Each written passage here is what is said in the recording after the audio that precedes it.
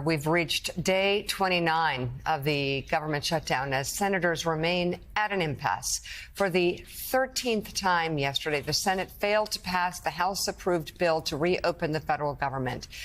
This as the House remains out of session and Speaker Mike Johnson reiterated that he won't call Republican lawmakers back until Democrats pass the bill. House Democrats met on Capitol Hill yesterday saying their party remains in lockstep in their fight for health care. Meanwhile, the shutdown is having real consequences for millions of Americans. Starting this Saturday, 42 million people are at risk of losing federal food and nutrition benefits under the SNAP program. WIC, another food assistance program for women and children, could also run out of funds next week. Federal workers who keep air travelers safe are also feeling the pinch. As of yesterday, air traffic controllers are no longer receiving a paycheck, and TSA officers missed their first paychecks last Friday. That's not good. Vice President J.D. Vance said yesterday that military members will get a paycheck this Friday, but didn't say where the money would be coming from. Active duty troops could start going without pay by November 15th. I mean, it's just bad all around, Willie. And of course, whenever you have a government shutdown, there's a blame game. And as I said at the beginning, the blame usually falls on Republicans. They're in charge. The New York Post, they don't give a chuck, talking about how the Democrats won't reopen the government. Republicans will tell you, hey, we passed a clean CR. We've done our job. It's up to the Democrats. Democrats aren't going to move until they feel like working Americans, middle-class Americans, get some help on health care.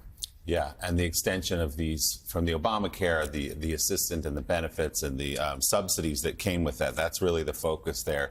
And as we're seeing what Mika just laid out, this is not a Washington political game of whose fault it is for millions of Americans now. It's getting very real and going to get very, very real on Saturday if 42 million people can't get food, if members of the military can't get paid. It's disgraceful, and they've got to figure this out. So let's bring in the co-founder and co-CEO of Axios, Jim VandeHei, and senior congressional reporter for Punchbowl News, Andrew Desiderio. Guys, good morning. Andrew, you're covering the Hill very closely.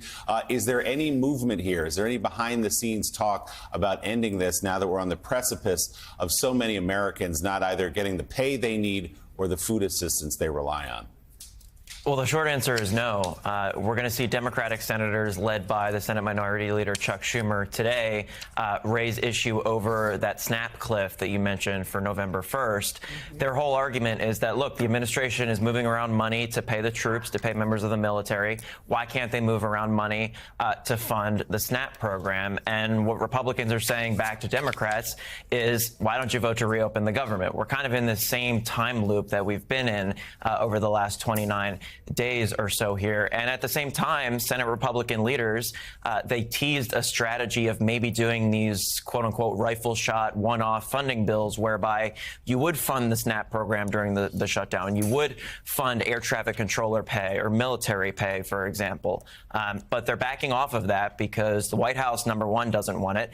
And number two, the House Speaker, Mike Johnson, really doesn't want it because it would force him, of course, to bring the House back from its month-plus long recess before the government is reopened, which has, of course, been his red line throughout all of this. You know, Jim VandeHei, what's so fascinating to me is that Donald Trump always seems to know how to frame the fight, right? And so before the government shut down, he was talking about crime. That's like the Packers playing at Lambeau Field. That's like Alabama playing in Tuscaloosa, you know, Denny Bryant Stadium. And I'm dead serious. That's his home field advantage. Since the government shut down, what have we been talking about? We've been talking about health care costs. We've been talking about how health care premiums are spiking for middle-class Americans, for his supporters, cuts to hospitals in red state America, Argentina bailouts. I mean, you name it, air traffic controllers, unfriendly skies. And the president's going on a world tour, and Republicans can't seem to get him focused on how this is damaging the Republican brand. I'm curious your take, and how long until, if these numbers keep going this way, the White House feels the pain? There's no doubt that the president right now is disconnected from where I think his favorability numbers are. He said in that clip where you're talking about a third term that he's the most popular president ever. You've consistently seen he's actually has a favorable rating somewhere around 40%. And for congressional Republicans, it's worse than that.